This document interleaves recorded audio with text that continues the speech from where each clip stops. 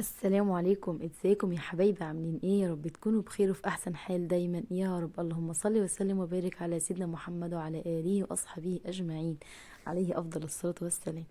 ايه ده يا بوبي؟ هنشوف دلوقتي مع بعض، كملوا الفيديو للاخر. هنعمل حاجه حلوه قوي بالورق اللي انتوا شايفينه دوت.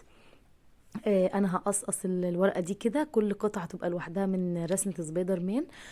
وطبعا قصيتها كده يعني قطعتها كده زي ما انتم شايفين، او بالمقص عادي، او بالمسطره زي ما انا عملت كده.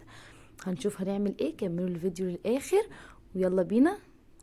يلا بينا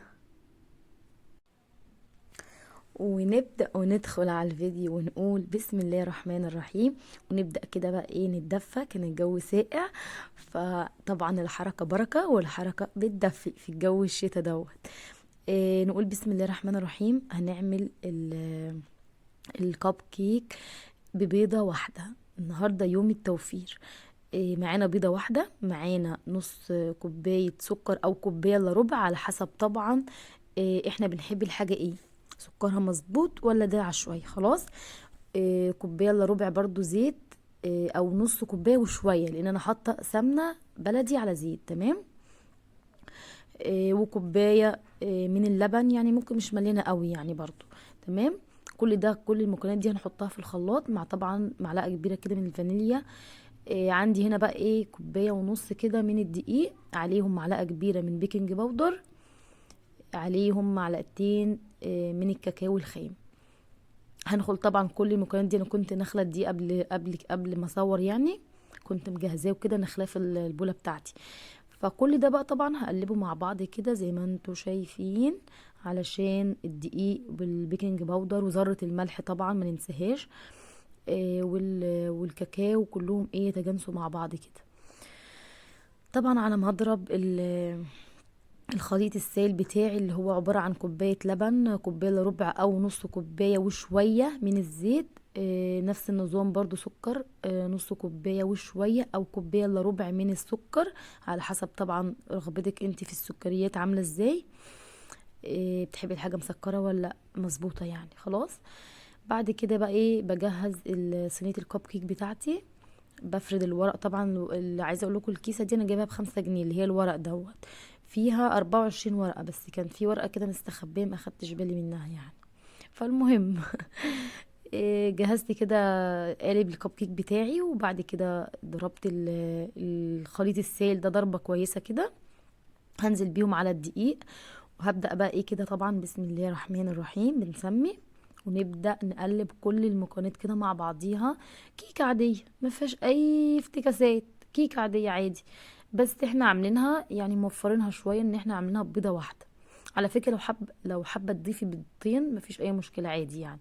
فطبعا بما ان البيض يعني بقى دلوقتي يعني بيتعامل بالجرامات كده فاحنا قلنا نوفر ونعمل حاجة حلوة ونفرح الولاد. إيه، طبعا انا عندي مناسبة، فقلت بقى ايه، افرح بيها كده سوفة. وعملت يعني. فالمهم بقى ايه، يعني يوم التوفير النهاردة يعني خلاص. زي ما انتوا شايفين بقى، ببدأ اخد ايه زي مغرفة بقى كده معايا. إيه، اخد بيها وابدأ افضي في الاكواب بتاعت الكب كيك دي. طبعا هبدأ بقى ايه اديها زي يعني إيه، رجتين تلاتة كده لتحت كده، اخبطها يعني لتحت، عشان طبعا ايه الخليط كله يعني ينزل تحت، ميبقاش فيه فقاعات ولا حاجة في الكيكة. دخلت الصينية بتاعتي، كنت مسخنة الفرن طبعا. دخلت الصينية، ما بتاخدش بتاع نص لا 20 دقيقة 25 على حسب بقى الفرن بقى. خلاص. هبدأ اعمل بقى ايه هنا. واحدة فانيليا، انا عملت بالشوكولاتة، هبدأ اعمل واحدة بيضة بقى يعني سادة. فكان عندي معلقتين من الزبادي كده، ضفتهم. وبعد كده بحط نفس المكونات. وطبعا ما ننساش بقى معلقة الخل، في سواء في الشوكولاتة او في اللي هي البيضة دي دلوقتي. خلاص.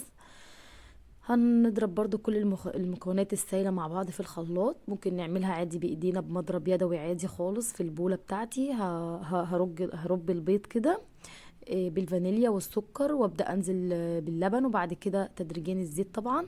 ولو مش فيه يعني مضرب كهربائي او الخلاط اسهل علينا ده كله يعني. وبرضو نفس المكونات، كوباية ونص من الدقيق. وبعد كده هضرب المكونات بقى هيت، وبعد كده بقى هنزل بقى ايه على الدقيق، برضو رشة فانيليا ومعلقة كبيرة من البيكنج باودر. خلاص. طبعا هنا بقى في الوقت ده انا كنت طبعا يعني سبت الصينيه شويه في الفرن، وبدات ان انا اجهز في المكونات اللي هي كيكه الفاتحه اللي هي البيضه دي. فكانت هي خلاص، عايزه اقول لكم كانت استوت، يعني هتشوفوها معايا دلوقتي. طبعا ما تنسوش بقى بالله عليكم تحطوا لي لايك. اهي شفتوا طلعت معايا هيت. على فكره انا ما كنتش ماليه الكب كيك بتاعي عشان ايه يعني، لسه طبعا هحط عليه كريمه من الوش يعني.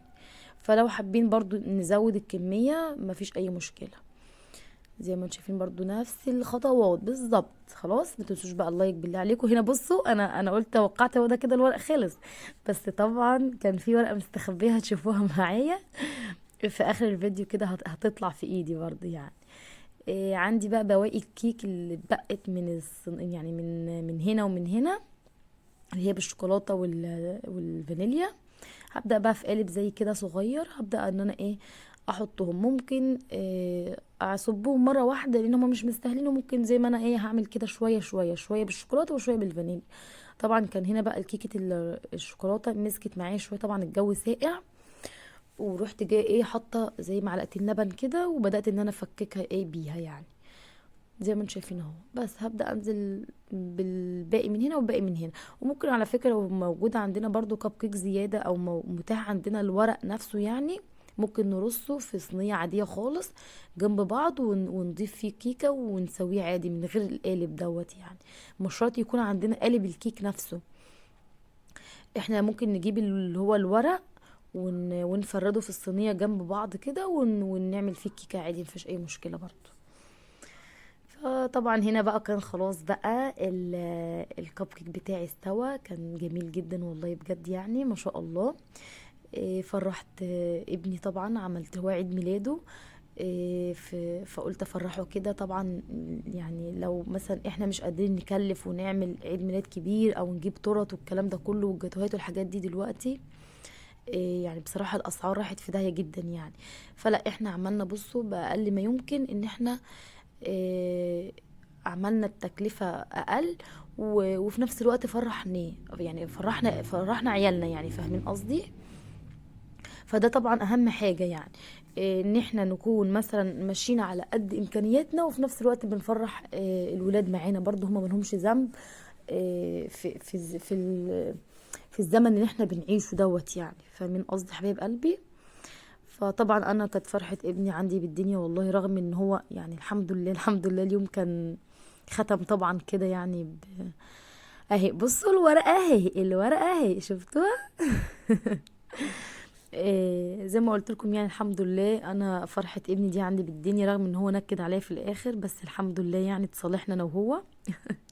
هو طيب جدا والله سيف، بس مشكلته عصبي عصبي بطريقة وحشة قوي. فربنا يهديهولي يا رب يا رب يا رب، يهديه هو وجميع الولاد يا رب.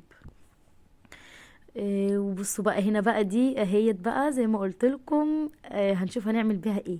بعد ما قصقصناها لزقناها كده بشمع على عيدان، ممكن اللي هي بتاعت خلة الاسنان، موجودة عندنا يعني في كل بيت. وبدأت بقى ايه ان انا اغرز كده كل خلة سنة بورقة سبايدر مان على الكب كيك بتاعي، وكان بجد الشكل تحفة. واتمنى يا رب كده الفيديو ينال اعجابكم، ويكون حاجة بسيطة كده، وتجربوا وتعملوا وتفرحوا ولادكم، محدش والله واخد منها حاجة بجد يعني. فيعني ربنا يا رب يصلح الحال الجميع، ومستنيه منكم دعوة حلوة لكم المثل يا رب، واسيبكم بقى تكملوا الحفلة.